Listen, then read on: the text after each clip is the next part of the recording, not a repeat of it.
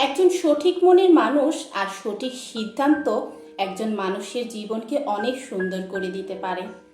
ঝগড়ার সময় মাথা ঠান্ডা রেখে কথা বলবে। মনে রাখবে, ঝগড়া হয়তো একটা সময় ঠিকঠাক মিটে যায়, কিন্তু হৃদয় চিরে রক্তক্ষরণের মতো কথাগুলো কোনো দিন ভোলা যায় না। দুজন মানুষ একসাথে চললেই তাদের গন্তব্য এক হয় না। কিছু কিছু বাণী নির্দিষ্ট কিছু মানুষের গায়ে লাগে, কারণ সেই বাণীর সাথে তার চরিত্র মিলে যায়। সাফল্যের মতো ব্যর্থতাও এক একজনের কাছে এক এক রকম, কিন্তু ইতিবাচক মনোভাব থাকলে যে কোনো ব্যর্থতা হতে পারে নতুন একটি শিক্ষা, যে শিক্ষা আবার নতুন স্বপ্ন নিয়ে শুরু করার অনুপ্রেরণা দেয়। দুর্ভাগ্য বলতে মানুষ যেটা বোঝে সেটা আসলে অধিকাংশ সময় তার নেওয়া ভুল সিদ্ধান্ত। মন থেকে কথা বলা আর মন রাখার জন্য কথা বলা, এই দুটির মধ্যে অনেক পার্থক্য। সীমাবদ্ধ ইনকামের মধ্যে যারা নিজেদের চাহিদাকে নিয়ন্ত্রণে রেখেছে, পৃথিবীতে তারাই সুখী। এখন আর অবাক হই না মানুষের বদলে যাওয়া দেখে, বরং আগে থাকতে সতর্ক রাখি নিজেকে। বয়ে যাওয়া সময়, পাল্টে যাওয়া তুমি, প্রমাণিত আজ সময় কতটা দামি। যে কেড়ে নেয় অন্যের সুখ, সে নিজেই কিনে নিজের অসুখ। শুকনো ডালটাও ফুল পাতাহীন বেঁচে থাকে বসন্ত আসলে, নতুন করে সাজবে বলে। আর তুমি মানুষ হয়ে এত সহজেই ভেঙে পড়ো। যতই চেষ্টা করি না কেন, কিছু মানুষের চোখে আমরা কখনোই ভালো হতে পারি না। আসলে তারা আমাদের মন থেকেই দেখতে পারে না। এই জগতে সবচেয়ে সুখী সে যে কিছুই জানে না। জগতের প্যাঁচ বেশি বুঝলেই জীবন জটিল হয়ে যায়। জীবনে সফল হতে না পারলে আপনার খুব গুরুত্বপূর্ণ কথাগুলো মানুষ তেমন মনোযোগ দিয়ে শুনবে না। যেদিন থেকে তুমি তোমার হাসির মালিক হয়ে যাবে, সেই দিন থেকে তোমাকে আর কেউ কাঁদাতে পারবে না। মানিয়ে নিতে নিতে আর মেনে নিতে নিতেই মৃত্যুর কোলে ঢলে পড়ে। শেষ নিঃশ্বাস ত্যাগ করার নামই হচ্ছে জীবন। যে জীবনে অভাব দেখেনি, সে জীবন প্রকৃত মানুষের নয়, সেটা হয় শয়তানের, না হয় অবৈধ পথে উপার্জিত বিত্ত বৈভবের এক অভিশাপের জীবন। তোমরা যারা প্রিয় মানুষটাকে পেয়েও আগ্রহ হারিয়ে ফেলো, তোমরা কি ওইসব মানুষের চিৎকার শুনতে পাও না, যারা প্রার্থনায় ভিক্ষা চেয়েও প্রিয় মানুষটাকে পায়নি? যাকে প্রাধান্য দিতে গিয়ে তুমি নিজেকে মূল্যহীন করবে, একদিন সেই তোমাকে সবার আগে অবহেলার গর্তে ছুঁড়ে ফেলবে।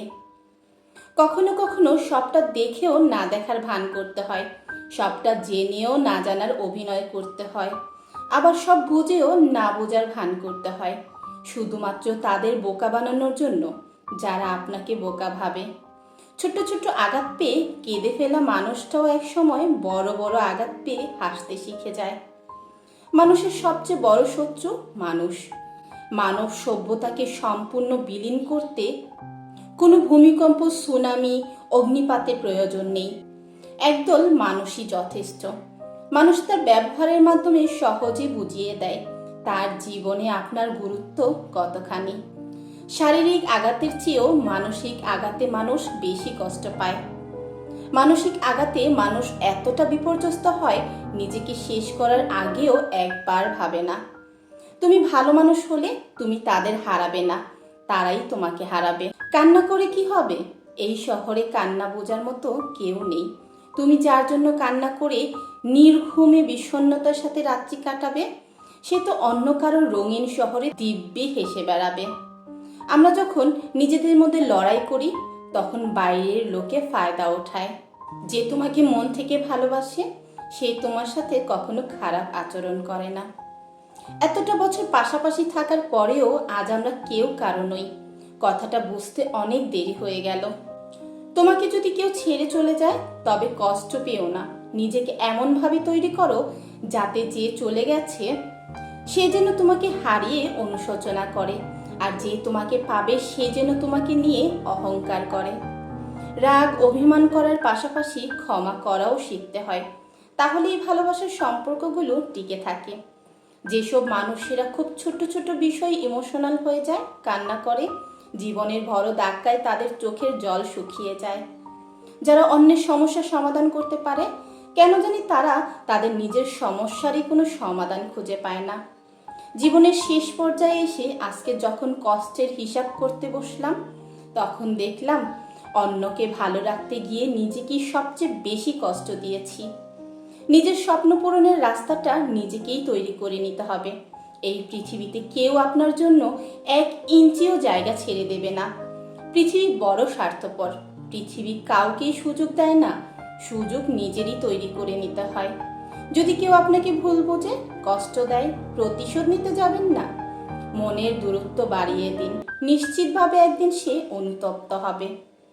কিছু কিছু কথার আঘাতের ওজন এত পরিমাণ, যা এক জীবনে বয়ে বেড়ানো সত্যি খুব কষ্টকর।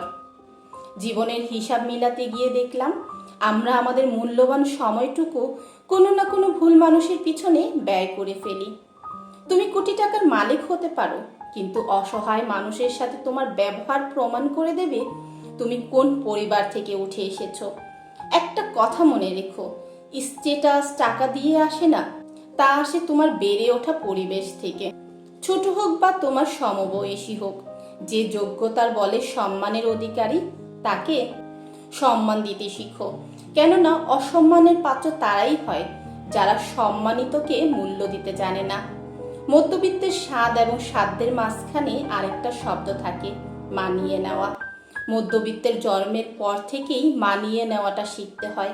পছন্দের জিনিসটা পাওনি, মানিয়ে নাও। কাছের জিনিসটা হারিয়ে ফেলেছ, মানিয়ে নাও। মধ্যবিত্তরা বাঁচে আশায়, স্বপ্নে।